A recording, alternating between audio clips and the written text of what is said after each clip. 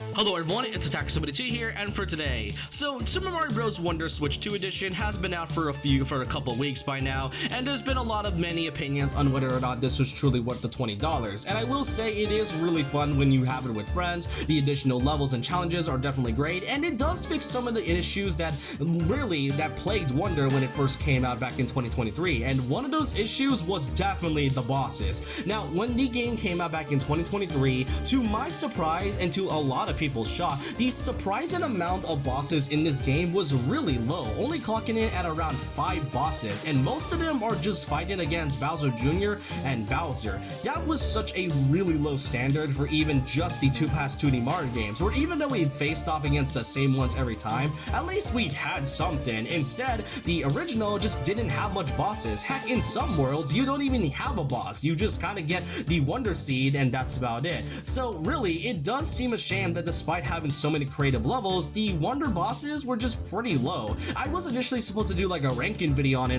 when the game came out, but seeing how very low it was, I just decided not to and probably wait until they decide to add new content. Thankfully, with the Switch 2 edition, the Koopalings absolutely helped in this case. So in this video, I am going to be ranking all the bosses that we have for Super Mario Bros. Wonder, as well as the ones that came from the Switch 2 edition. I cannot believe it, but the Koopalings really fixed so much of the game's problems, and one of those was the bosses. And the way they handled them is generally really cool, especially with how they were already handled in the past 2D Mario games. So I'm going to be ranking them all, and this is basically how the rules go. In the first segment, I will be ranking basically the base game bosses, and then the rest of the video is ranking the rest of the other bosses that came from the Switch 2 edition. They will still be around 13 in the ranking though, so obviously there will be some type of way, and the way I'm going to be ranking them is how great the bosses are, how creative they can be, and whether or not they take advantage of the creativity and the Wonder Seed privileges that came from this game. So I hope you guys enjoyed this nonetheless, and let's get started with ranking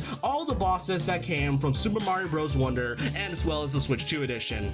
At number 13, we got ourselves the first ever Bowser Jr. fight that came from Pipe Rock Plateau. With this being the first ever Bowser Jr. fight and the first boss that you encounter in Wonder, it's obviously the most simplest one that you can do.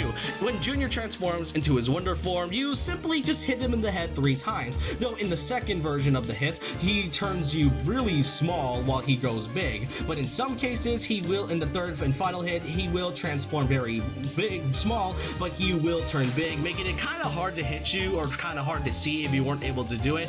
This is the very first boss, so I am putting this by default. It's not really a terrible one, if anything, but it's definitely not one I would say is the most enjoyable. Clocking in at number 12, we got ourselves the Bowser Jr. fight once again at Flubpup Peaks Palace. This time, this involves the terrain. Rather than having to change your size from the first battle that you encountered with Bowser Jr., this time you encounter Bowser Jr., and instead it involves the environment. You hit him the first time like normal, but then in the second round, you basically have to hit Bowser Jr. while doing it on slippery ice. Not really too bad, you just gotta make sure you don't get, knocked down by ice physics and such. But then once you hit him the second time, the terrain will then transform into this like yellow goo in which you have to swim through it. Bowser Jr. will go through it every now and then and will climb up the goo if you don't have the chance, but once you were given this chance to hit Bowser Jr. a third time, then the fight is over. Just like the first one, while I do really think it's pretty simple, it doesn't really mean there isn't much to say. I will say though that the terrain and the environment is really cool to see. Other than that, it's pretty okay in my opinion. At number 11, we got Bowser Jr. once again, this time at the Sunbaked Palace. This time, the fight involves water. Now, I must say though that this is such a really cool thing compared to the other one. Well, the first one was mostly just a very simple fight. The second one was a fight that I actually enjoy because while it is mostly simple like the first one, it does take advantage of the environment. This time, it involves the swimming mechanic, and given that it is taking place on a desert that takes all the water away, I do think the idea of using the swimming mechanic is generally really great. If you have the Dolphin Kick badge, then this would really help you a lot. The first one, as always, you just hit Bowser Jr. right in the head. The second time is when Bowser Jr. decides to cover the entire arena in water. You mostly have to swim through it, and just as I said, if you do have the Dolphin Kick badge, this will help you a lot. But once you do hit him a second time, the third time, you do have to swim once again, but this time Bowser Jr. then takes all the water terrain and just make them move all over the area, so you just just have to make sure Bowser Jr. gets through one of them one by one, then swim through it while avoiding the shell form of Jr. as time goes on, and then once you got the chance, you hit him a third time and the fight is over. As I said, I do like the usage of the water here, as it does make for a pretty creative fight. Plus, water bosses is something we don't really see in Mario games that often, especially in other games, 2D Mario games. There's only like a few I can think of, but this is definitely one I would say is done creatively because of its usage in terrain.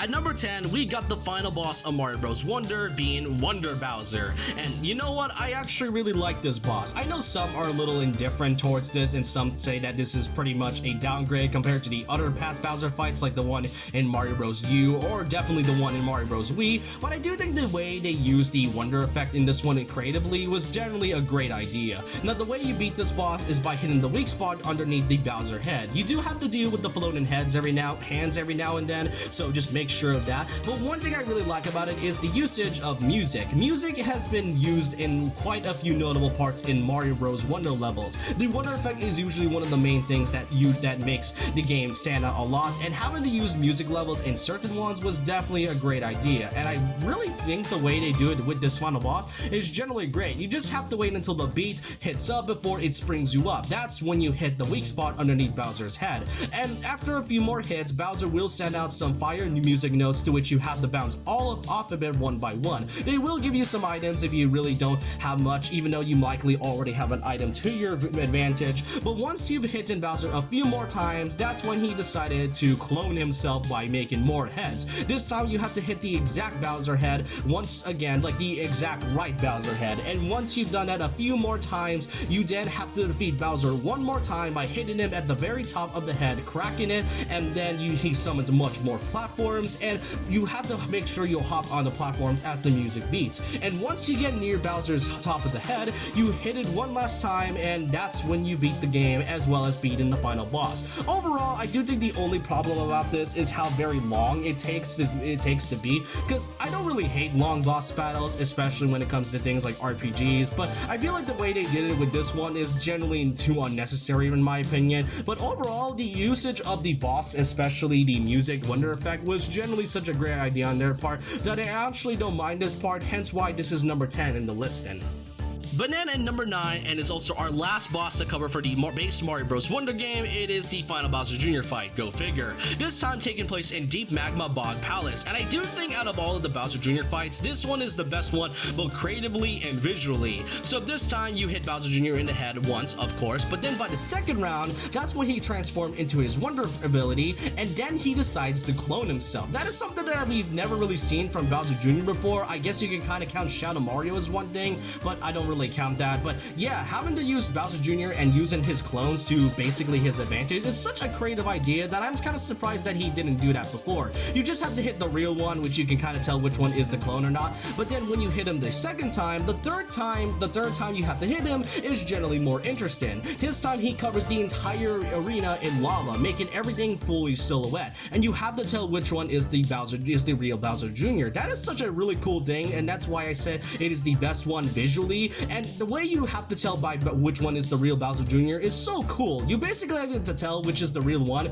by looking at his mouth. You can tell which one's the real one if you see his mouth lighting up purple. So if you find that exact Bowser Jr. and hit him in the head the third time, that's when you fully finish the fight. And that's really about it for what I could say. Out of all the Bowser Jr. fights, this is the best one, and that's basically all I have to cover about the base Wonder ones. Yeah, as you can kind of tell, the Wonder ones that came from the very first version, it generally wasn't really great at all, and that's why I didn't really include any of the other bosses that some YouTube videos include. Like, I'm not really including the airship bosses or the one that came from King Boo. Like, I don't really count that as bosses, just more so obstacles rather than real bosses. But with the base ones out of the way, it's time we move on to the actual meat of the game of this video, which is the Koopaling bosses, the one I know a lot of you click on this video for. Now, the thing about it though is that actually having to rank these bosses were generally hard. I like all of these bosses one by one, but to also choose which one is the best was generally hard. So after some thinking, I had made my placement, and out of all of them, there is one that is better than the other. So don't think that just because it is in the bottom doesn't mean it is a terrible fight.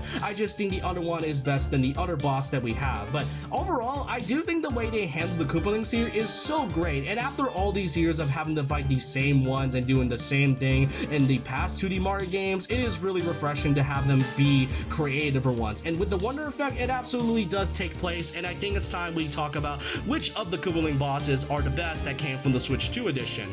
So coming in at number 8, we got ourselves the very first Koopaling boss, more so the Koopalings altogether. This is basically your introductory boss as well as an introduction to the Switch 2 edition. And you know what, I know some may not really count this as a boss, kind of like the one from the airship ones, but I guess the way they really function it feels more like a boss rather than, you know, just being an enemy in the way. This time it involves your brand new power-up that you just acquired, being the Flower Pot power-up, and I really do like the way they use it. You just have to send flowers up, and by hitting the Koopalings a few more times. You just have to hit it like a few times by the first time, and then when the second round came in for the Koopalings, they decided to basically, you know, get more faster as you hit them even further. But the second time, they become more faster, so you have to be really careful not to get hit by the Koopaling and their clown car. But once you hit them a third time, you are now able to not only go further into the Switch 2 edition, but also face off the Koopalings one by one. I'm mostly putting this at number 8 to be in really the lowest because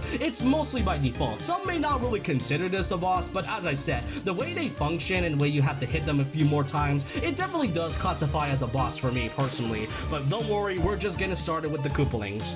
Coming in at number 7, we got the first Koopaling fight against Wendy O. Koopa. Given that this is the first one, I am also kind of putting this at a bit of a default, but I do think the way they introduce the bosses with the Koopalings as well as the new flower power-up, it's generally such a pretty cool fight that I will admit it actually has some fun to it. So this time, Wendy transforms into a fish. There, she will come in from out of the rings, whether from top to bottom, and will come at you from left to right. Now, occasionally, once you try to hit her in the head, she will summon in some poison piranha, some poison Cheep, so you better make sure to avoid that by hitting it with the flower power-up. But once you've hit Wendy a couple more times, that's when she decided to ditch the rings and decided to hit you from underneath the poison river. She will jump out of it and hit you by the platforms, and she will either come in from the bottom of the platform or the top of the platform. So you have to use your flower power-up advantage to kind of give yourself a double jump and hit her in the head a few more times. Once you've hit her a couple more times in the head, you are now able to beat the boss and are able to get the Bellabelle flower. Honestly, for it being the first Koopaling fight, this is such a really cool way, and given that this is one of the first ones we see from the Wonder trailer, it's no wonder why they decided to make it pretty easy. But that doesn't mean it isn't any fun. I really do enjoy the usage of the flower power-up and the usage and having Wendy coming in from out of the rings and from the river afterwards by the second round is generally such a cool idea that I am pretty glad that Wendy is much more than just, you know, shooting out, you know, light rings from the past games, and that's about it.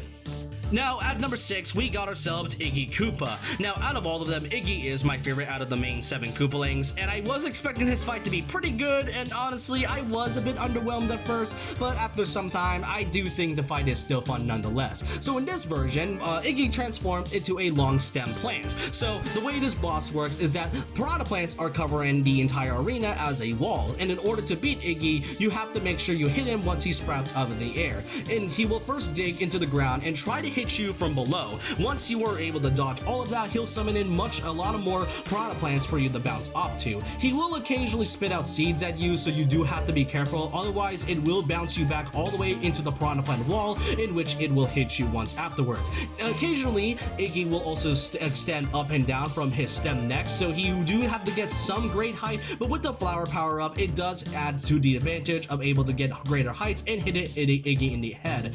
As the fight goes on and after dealing a couple more hits, the arena tends to extend even longer, and the piranha plants will not give you any more bouncing maneuver. So you do have to be careful, as they will try to chomp you every now and then. But once you've basically done that a few more times, you are able to beat Iggy, and that's about it. Again, out of all of them, I do think Iggy is my favorite, and the way this boss was really good. I do think it was fun nonetheless, despite the fact that I was a bit underwhelmed by how it worked at first.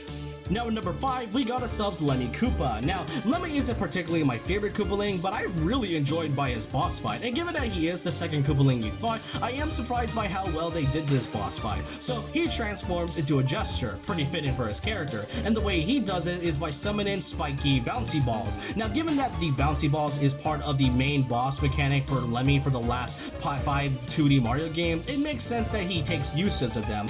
He mostly goes into great heights, and in order to destroy those spike balls, you have to hit him by bouncing back the bombs that he sends. He will occasionally send out from either side, so you do have to be careful, and you also have to use your elephant power up to hit the Lemmy magical balls. Once he is now in lower heights, you are now able to hit him in the head. But in the middle of the intermission of the boss fight, he will transform into a giant spike ball. He will lock in at you and charge at the player, but you have to dodge it immediately. As the fight goes on, he will summon in more magical kickballs and bombs, and that's about it. But as the fight goes on, he also becomes more aggressive when he transforms into a spike ball. Having to use the gesture theme and using the magical balls that he's been using for every 2D Mario game is such a genius move that I am kind of glad that he's using a much more than just you know bouncing the player back by back. Again, I was pretty astounded by how enjoyed I was by this fight overall, and I do think he deserves number 5 of this ranking overall.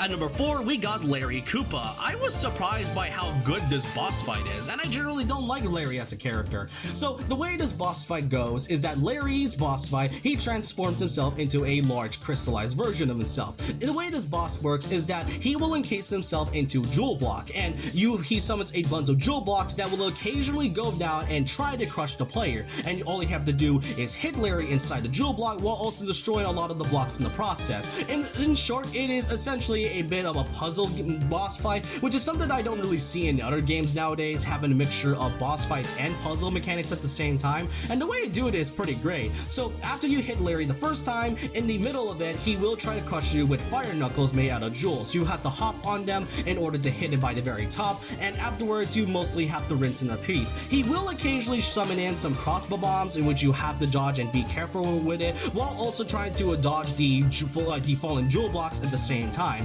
as well as the other part of it where in the encased Larry Koopa that is inside a jewel block, he'll summon in spikes that came from either side of the edge. So you have to really be careful whether he'll summon them from either the top, left, right, or bottom, because otherwise you will lose your power up and get hit. So you do have to strategize as to which area you have to go while avoiding a bunch of other things that is happening at the same time. Do this a few more times, and once you are able to get through it, you'll be able to defeat Larry Koopa and beat the boss fight. Honestly, I was surprised by how well they used this. I mean, having the mixture of puzzles while also using the crossbow bombs as well as the elephant power up is something I really enjoy a lot. And this is and if anything, this is one of my favorite boss fights that came from 2D Mario in general. But we still have 3 more to go, hence why I will be putting this at number 4.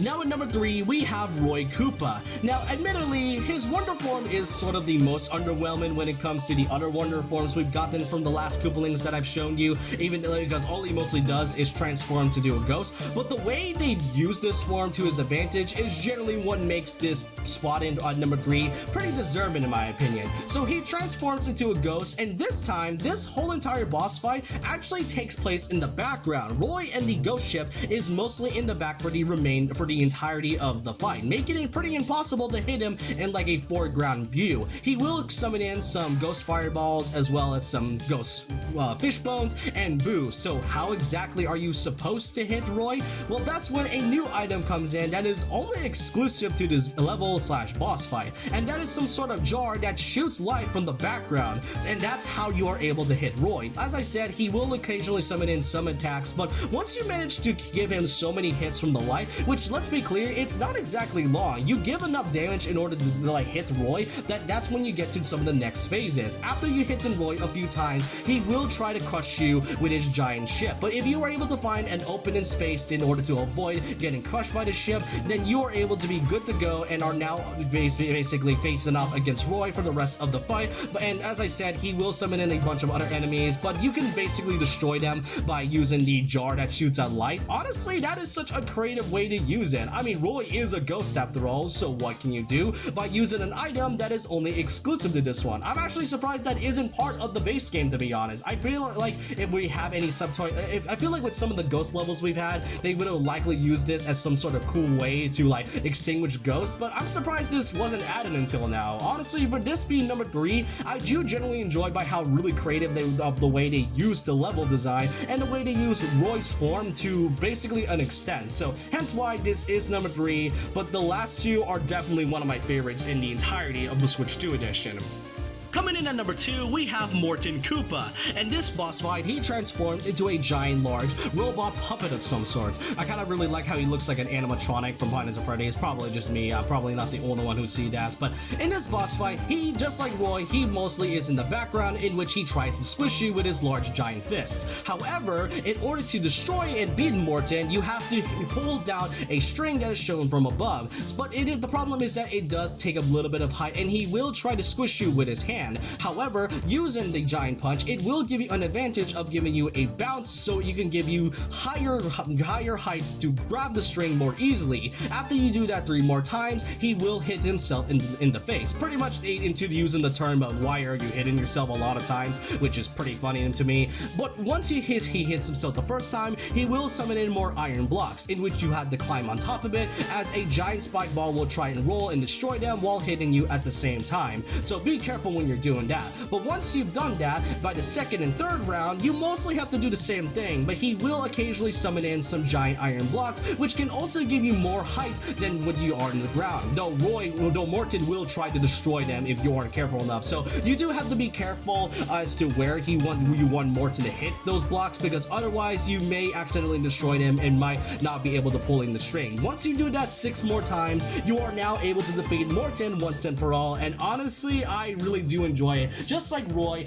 this boss fight mostly taking place in the background, in which you also have to use a mechanic which was already used in some certain levels in base Mario Wonder, is such a really creative idea that I admire Nintendo for basically giving Morton a pretty cool boss fight that is mostly, you know, pretty basic, that came from the past 2D Mario games. But I think if you go through process of elimination, you might know who number 1 really is.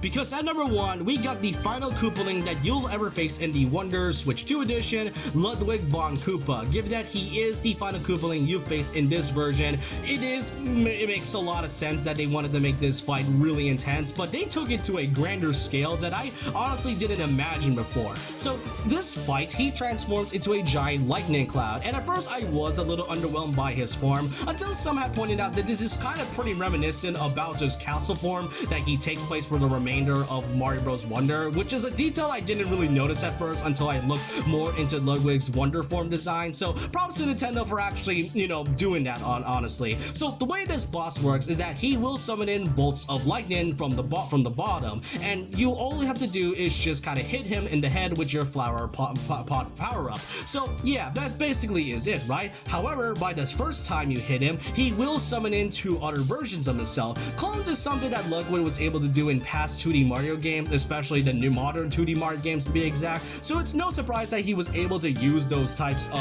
cloning mechanics into the boss fight. It means with 3 other versions of Ludwig, that basically means you have to dodge even more lightning bolts at the same time. But once you hit them a second time, thankfully you are able to do it a third time. But however, this time he summons in 4 other clones, so now you have to deal 5 clones at once, while also dealing with the wind, which will push you back into Ludwig's lightning bolt. This is basically a long, intense fight, but somehow this is way better than what we had with the final Bowser fight in the base game. However, once you are able to hit him the 3rd time, the fight is not over yet. Instead, you basically have to climb up all the way from pouring rain. You also have to dodge in many clones of Ludwig who tries to zap you with his lightning bolts, but once you made it into the main arena, then the clones are gone now, thankfully. However, that doesn't mean that the fight isn't over. You see, in order to beat Ludwig in the 2nd phase, he will summon in many bolts of lightning, and you have to hit him by the top of the head when other cloud platforms summon in. And given that how very slow some of these cloud platforms can be, you have to be on your toes in order order to avoid so many of his attacks, because one hit and you're basically screwed. And just as long as you do have the flower power up, then you are able to avoid a lot of his abilities while also trying to get onto the cloud platforms at the same time. But once you've done that a few more times, hitting in the head and dodging all of his lightning strikes at once, you are able to finally beat Ludwig, and the fight is fully over, and you are now able to get your final Belobel flower. For all the bosses that we covered through in Mario Bros. Wonder, this is probably, if not the best boss in the entirety of the game, both in the base game and pretty much the Switch 2 edition in general. And yeah, that's all I do want to cover for today. That's all I wanted to rank for Super Mario Bros. Wonder plus Switch 2 edition. I am generally glad that Nintendo gave so many creative liberties to not just the main bosses that came from the base game, but also the Koopalings for the Switch 2 edition. It generally really feels refreshing to actually have them do something more than just hitting them 3 times and doing some different gimmicks every now and then. And it makes me really hope that for whenever they make another 2D Mario game in the future, I do hope we get more creative bosses like this within like the next few installments, because the way they handled it, especially in Mario Bros. Wonder in general, is just such an amazing thing that I just hope they get more creative with some of these bosses later on, and you know, bring about the Koopalings more. People may hate them because of the modern 2D Mario games, but it's mostly because of how very stale and repetitive these guys are. But the way they are handled from this one to basically the entirety of the Switch 2 edition, it does give more hope that Nintendo will take way more creative liberties by making them more unique than just, you know, one-noted characters. But that is all I want to do for today. This was my first ranking video I've done in a while, and I do hope to do more ranking videos in the near future. There is some I am planning to do in the future, and I hope you guys enjoyed this video nonetheless. And let me know your thoughts and opinions down below. Which of these boss fights are your personal favorite for both Super Mario Bros. Wonder and the Switch 2 edition, and which one is your least favorite as well? Let me know all your thoughts and opinions down below about this. And so with that, leave a like, comment, subscribe, hit the notification bell for more videos, follow my Twitter and Instagram, and I'll see you guys next time. And remember this, once a legend, always a legend.